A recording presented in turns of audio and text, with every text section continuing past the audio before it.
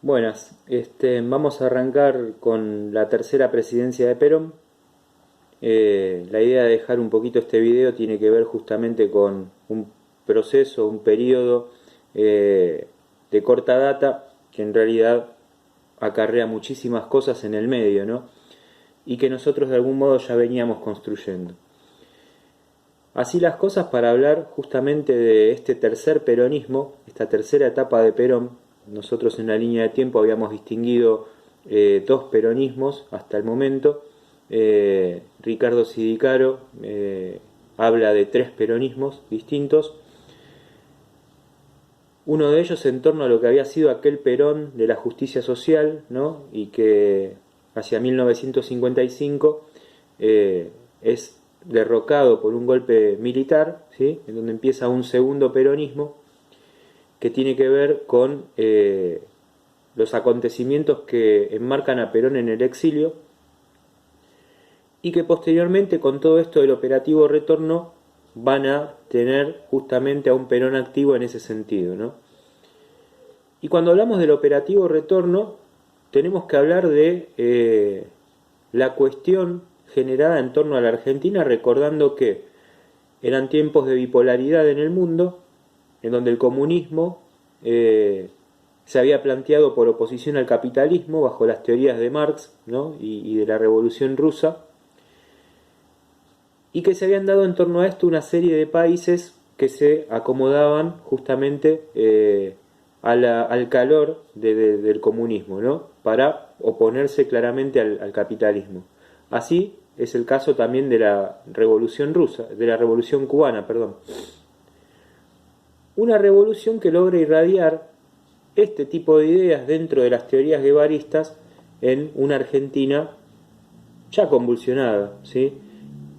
Y así empiezan a surgir fuerzas de izquierda, ¿sí? Que van a responder justamente al ala más peronista del lado de la izquierda, ¿no? Así las cosas, las agrupaciones como el PRTERP, Montoneros, ¿sí? Se van a englobar dentro de este marco, ¿no? Aparte de los movimientos, los sendos movimientos que van a surgir en todo el país, ¿no? En referencia a esto nombramos a los más importantes. Así las cosas, no podríamos dejar de lado, ¿sí? Esta aproximación al tercer peronismo sin tener en cuenta lo convulsionado que estaba el país en torno a eso, pero lo convulsionado que estaba el mismo partido peronista hacia adentro. El Perón que retorne luego de casi 20 años en el exilio había generado en Puerta de Hierro, España, una especie de ámbito sectario en donde se trataba de planear su retorno, creo que como el foco más particular e importante a la hora de pensar la política futura de nuestro país. No por ello tenía que ser algo en lo cual él estuviera verdaderamente empapado, ¿no? Porque yo, como dije muchas veces, si bien había contacto directo, ¿no? Con las personas que intentaban que él retorne al país, no estaba él para vivificar lo que estaba sucediendo en la Argentina y cómo se había convulsionado en ese sentido. Entonces, la mancomunación de fuerzas, ¿no? Por un lado la parte más izquierda, que respondía más a la izquierda del peronismo, y la parte que respondía más a la derecha del peronismo, estaban netamente enfrentadas, ¿no? Entonces había que ver en dónde se paraba Perón, si del lado izquierdo o del lado derecho del asunto. Se empieza a configurar así entonces una fuerza sindical, donde la burocracia sindical se empieza a conformar también en torno a esto, y una respuesta de la parte más reaccionaria del peronismo, enmarcada quizás en los montoneros, ¿no? Como ahora un grupo más importante, ¿no? Y que también quiere demostrar su fuerza y su defensa a ultranza del peronismo. De esta manera, ¿sí? Es como Perón va a retornar al país. Cámpora va a viajar a España.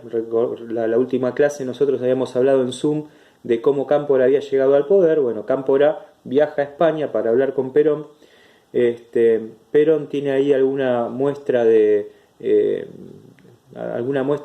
falta de apoyo, algún enojo con Cámpora porque cree que el gobierno no está tomando las determinaciones necesarias, sobre todo para su regreso.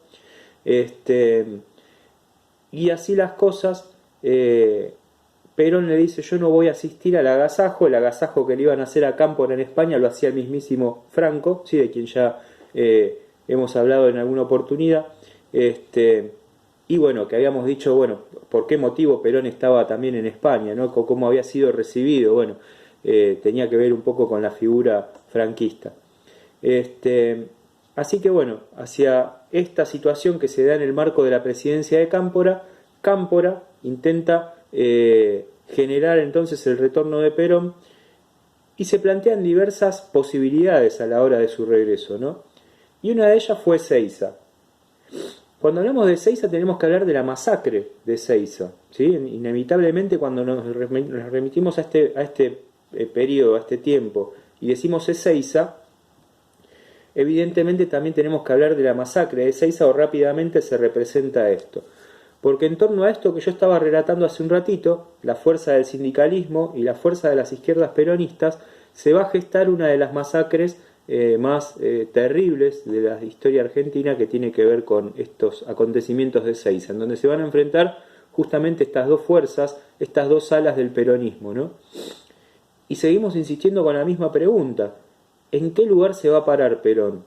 ¿Del lado de los sindicalistas o del lado de los montoneros? Bueno, así las cosas. La masacre de Ezeiza se da en el marco también de lo que es, o en el lugar geográfico de lo que es el Puente 12, ¿sí? En donde las fuerzas se van a empezar a enfrentar. Cámpora había pedido alguna opinión a ver dónde podían generar el retorno de Perón. Bueno, se había dicho Ezeiza. Perón no puede bajar en Ezeiza y se va a otro lugar, ¿sí? Entonces, donde están ocurriendo estos hechos no es el lugar en definitiva donde Perón bajó del avión, ¿sí?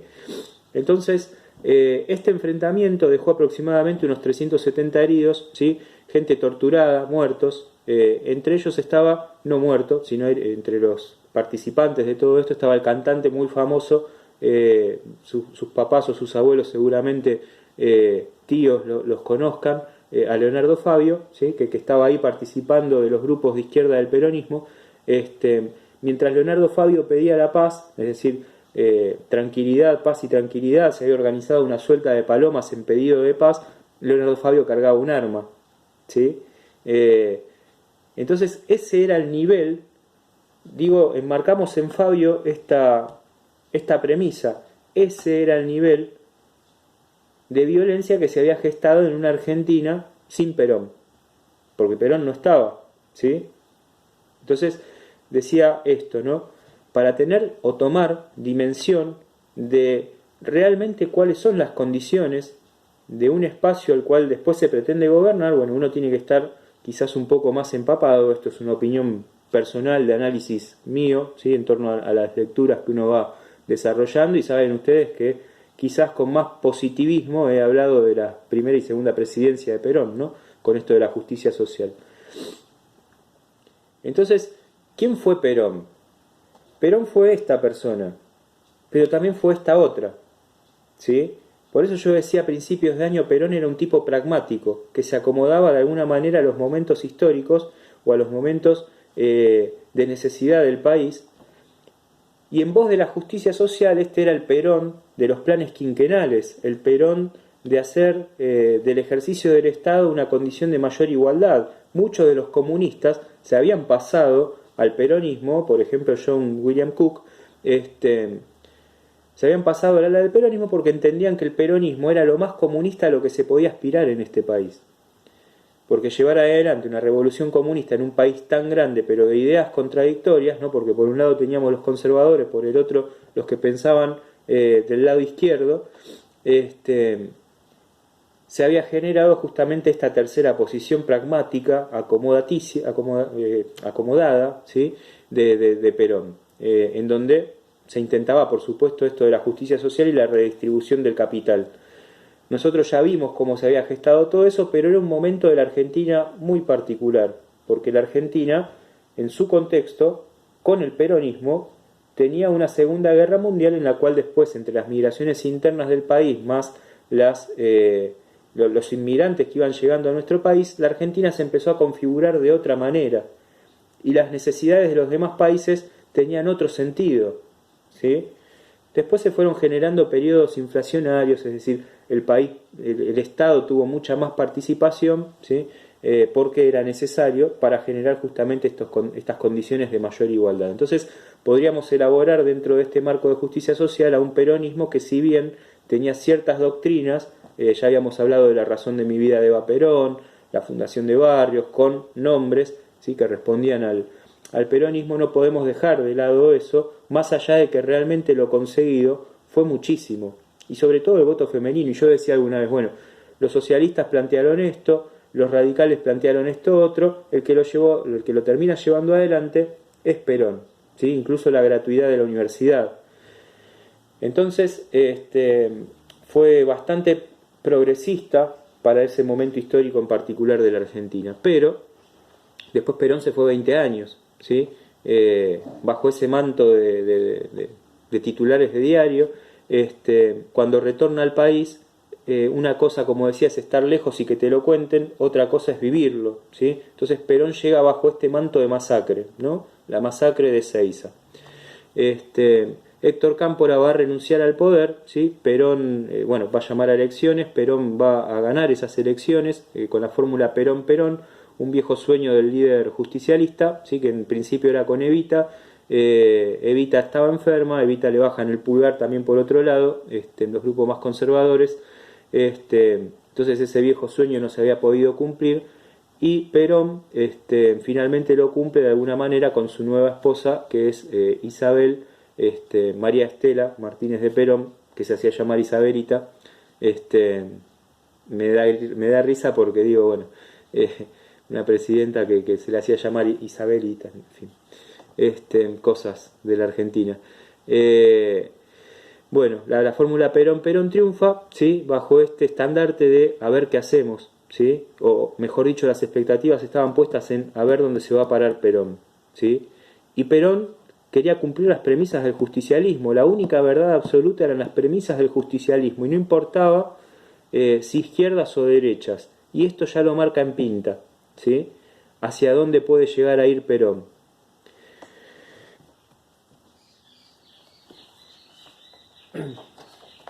Los análisis de Max Weber sobre los partidos políticos modernos y los objetivos buscados por sus dirigentes proveen conceptos importantes para pensar el sentido de su acción.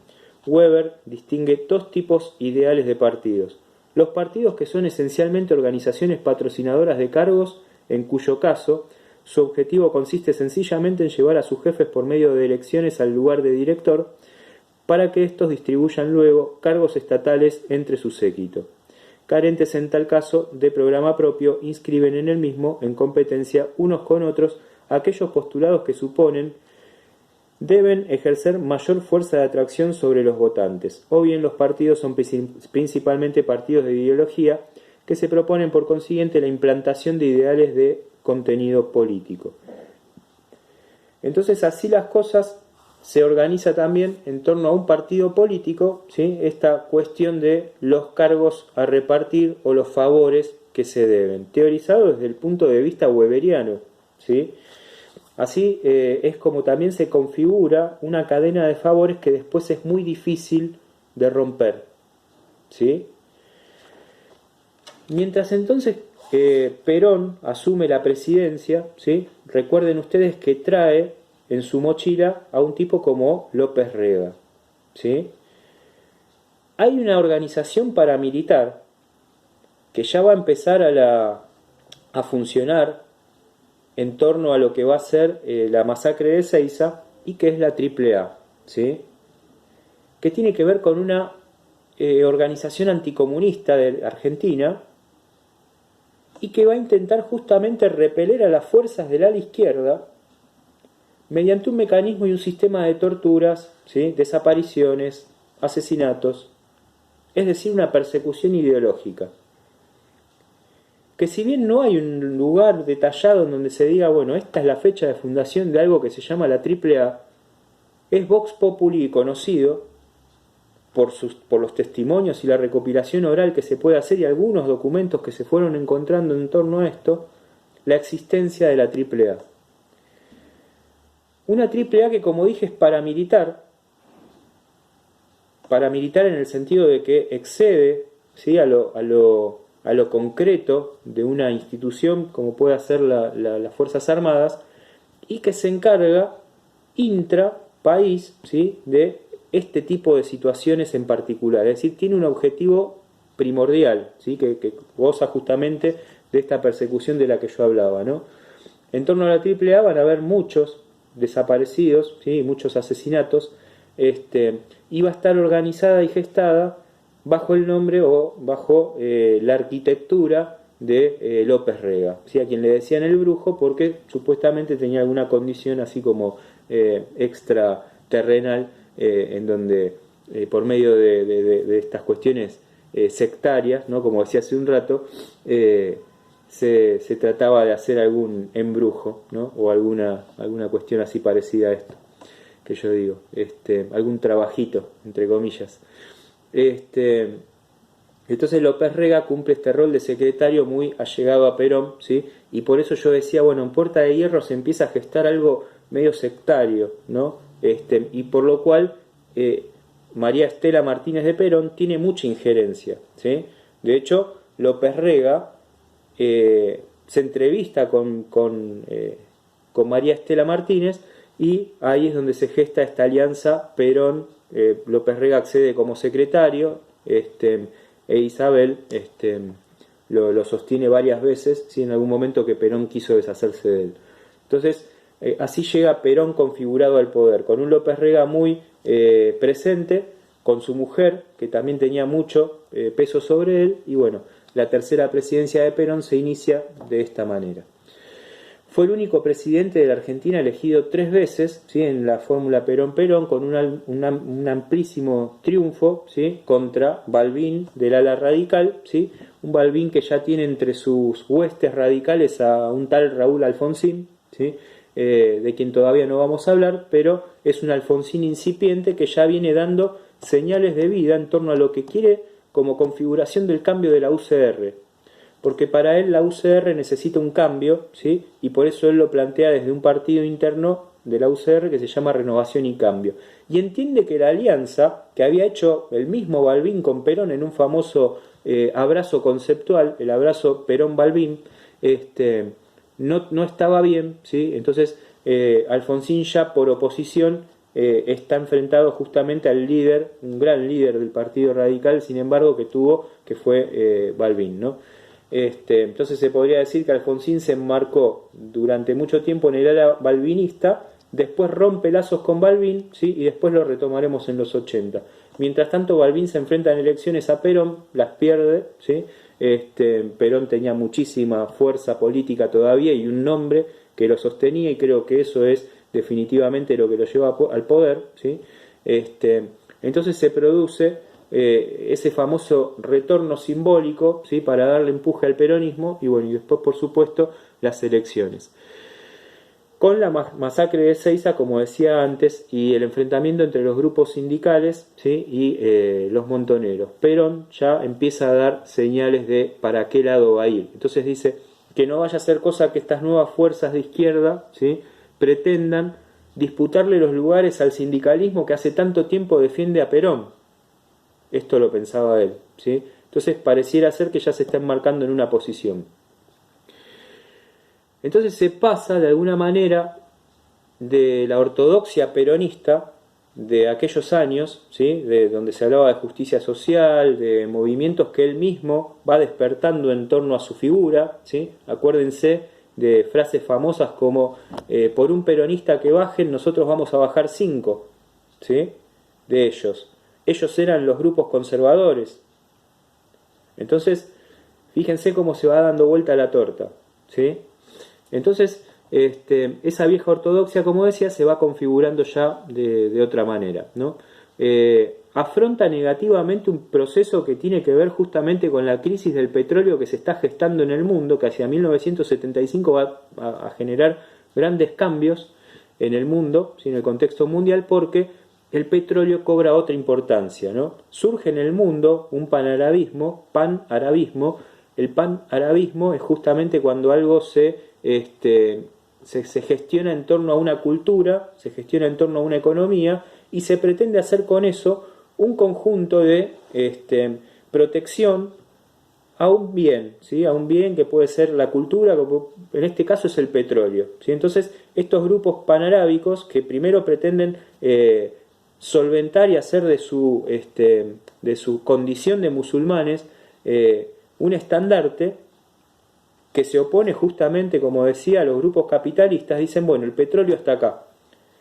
Generan una crisis mundial con el precio del petróleo que va a afectar a la Argentina. Entonces, la Argentina del peronismo que habíamos hablado antes, en torno a los 40 y los 50, no es la Argentina de un Estado gordo en cuanto a sus recursos, sino que es la Argentina que se tiene que enfrentar a grandes crisis. No solamente la del petróleo, también las de las anteriores, que venían con préstamos del FMI, que venían con intenciones del neoliberalismo de empezar a insertarse en el país, que venían con fuertes intenciones de privatizar cada vez más.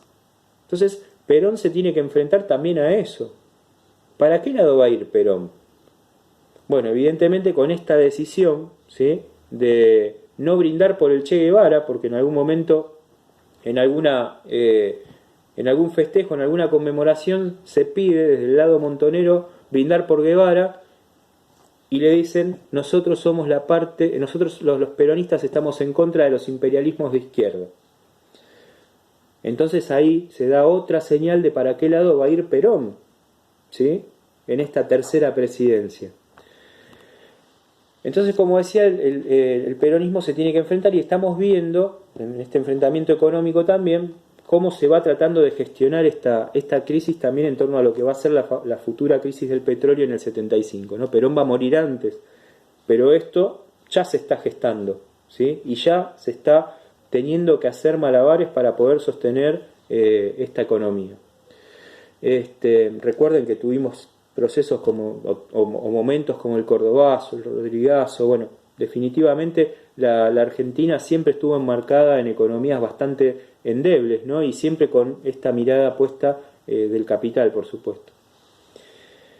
Así las cosas, y en esta configuración de la Argentina, irremediablemente Perón va a partir, ¿sí?, hacia su descanso final, y en 1974 entonces la Argentina se encuentra en un entrevero, ¿sí? Perón había dicho a los montoneros que eran estúpidos e imberbes y ya definitivamente en esa famosa frase echa a los montoneros de la plaza. Hoy se utiliza mucho para el tema político, ¿te acordás cuando Perón les dijo y bla bla bla? Bueno, pero va más allá de eso, ¿sí? Rescato la frase, la verdad no lo quería hacer y me salió ahora porque no lo quería hacer porque siempre es tomada esta frase para decir, uy, mirá lo que dijo. En realidad va más allá de esto. En realidad es configurar, ¿sí?, justamente todo lo anterior, para que esa frase explosiva realmente tenga la dimensión que tiene que tener. Y no que nos quedemos solo con lo que dijo Perón ese día y lo que pasó, y bla, sino que realmente la valoración histórica pasa por otro lado.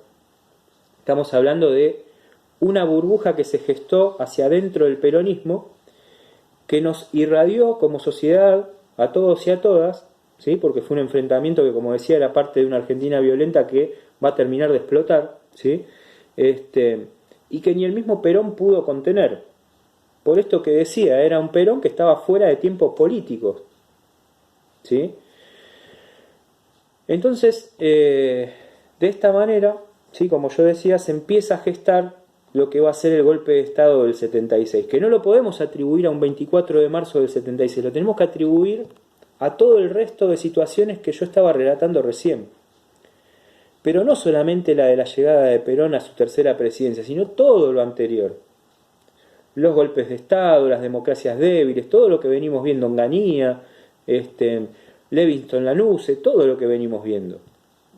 Configura que este retorno de Perón se encuentre con una Argentina que nada tenía que ver con la que él había dejado cuando se fue. Y que, como dice Alan Ruquier, las organizaciones militares hicieron de las democracias algo débil porque siempre tenían su mirada particularizada en ellas. Entonces, en definitiva, ya con la elección por parte de María Estela Martínez de Perón, de Videla, ¿sí?, y de Masera se pretendía reformar a las Fuerzas Armadas y se entendía que ni uno ni otro, pero sobre todo Videla, podían tener intenciones golpistas respecto de una democracia. Porque pensaba que Videla se mantenía un poco al margen, ¿sí? Entonces, en una supuesta posición de modernismo de las Fuerzas Armadas, se entendía que Videla, sí, iba a ser un personaje que no iba a tener demasiada trascendencia.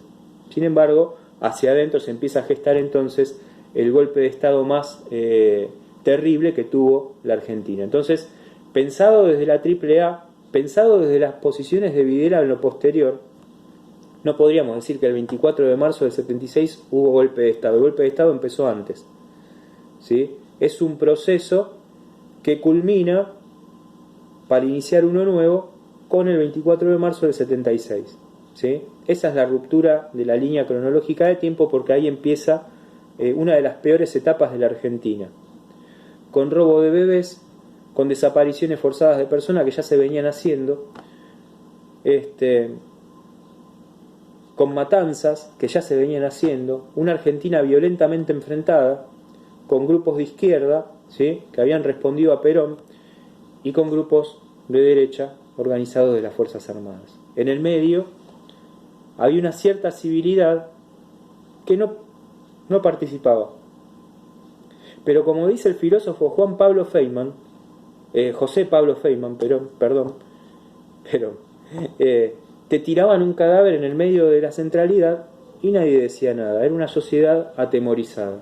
Más allá de que algunos decían yo estaba bien, era una sociedad atemorizada en general, ¿sí?, en su mayoría, y quienes dicen lo otro quizás no cuentan con algunas situaciones, como personas que iban caminando tranquilamente por la calle y que por tener pelo largo y barba se las frenaba, ¿sí?, y se las ponía en una situación súper incómoda y se les decía, usted se tiene que cortar el pelo y la barba porque si no, no la va a pasar bien.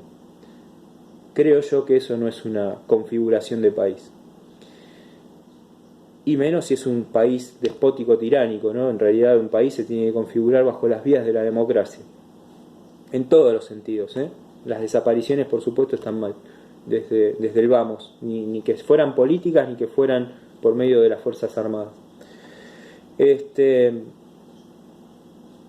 Así las cosas, nos quedan algunos tintes, ¿sí?, de este peronismo que se gesta también en torno a lo que va a ser después el golpe de Estado del 76, y bajo el cual todavía se sigue respondiendo, ¿no?, en ese momento a su nombre.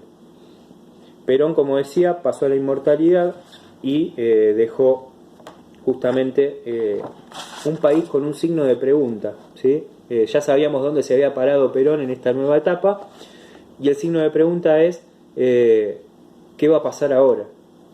Bueno, ya sabemos en lo inmediato qué es lo que pasó, golpe de Estado, ¿sí?, y en lo posterior vamos a hablar de dictadura militar. El 24 de marzo del 76 los militares cerraron la segunda experiencia de gobierno peronista. De los múltiples factores que se habían conjugado para llegar a ese desenlace, el protagonismo opositor del gran empresariado jugó un papel fundamental. En 1955, dada la combinación entre los apoyos públicos que daban las corporaciones patronales al gobierno de Perón, en los cuales, como se ha visto en el capítulo precedente, resulta difícil distinguir en cuánto operaba la conveniencia económica y en qué medida pesaba el temor a la represión, las voces empresarias solo se hicieron escuchar después del éxito de los militares. En 1976, en cambio, el activismo patronal fue enormemente más significativo para generar las condiciones de crisis política y social que llevó al nuevo golpe castrense. Entonces, el empresariado tampoco está exento. Este tercer peronismo, ¿sí?, cierra así su última etapa en el poder, ¿sí?, y después nos tenemos que preguntar, ¿peronismo sin Perón? ¿Se puede? ¿Cómo se hace? Ya lo vamos a ver.